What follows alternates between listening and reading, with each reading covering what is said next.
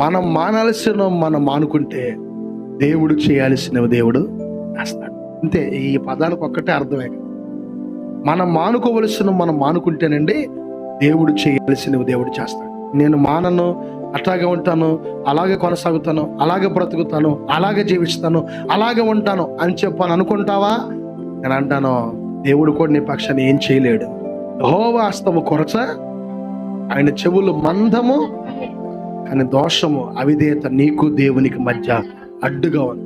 అవి తీసివేసుకుంటేనే తప్ప, నువ్వు మానేస్తేనే తప్ప దేవుడు నేను బలపరుస్తాడు. ఈ రోజు నీకున్న అలవాట్లు, వ్యసనాలు ఏవైతే ఉన్నాయో, నేనంటే ఇక్కడ చాలా మంది దేవుని పిల్లలు కూర్చున్నారు కదా, మీ భవిష్యత్తు మీ చేతుల్లోనే ఉంది.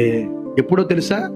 నువ్వు మానుకుంటే దేవుడు చేయాల్సినవి దేవుడు ఖచ్చితంగా చేస్తాడు. నీ చెయ్యి లాగేస్తాడు, నీ చేతిని కాపాడుకోవాలి. నీ చూపు లాగుతుంటే నీ చూపును కాపాడుకోవాలి. నీ మనస్సు లాగుతుంటే నీ మనస్సును కాపాడుకోవాలి. నీ హృదయాన్ని కూడా ఏం చేయాలో తెలుసా? కాపాడుకోవాలి. కొంతమందికి షేక్ వచ్చేస్తుంది, ఏదైనా చూస్తే చెప్పండి, అది పట్టుకునేదాకా, అది పుట్టుకునేదాకా చెప్పండి. అపవాది ఊరుకునే కూర్చొని కూడా దేవుని పిల్లలారు నేను అంటాను, నువ్వు మానాల్సిన మానితే దేవుడు చేయాల్సిన దేవుడు ఖచ్చితంగా ప్రభు చేస్తాడు. ఆమె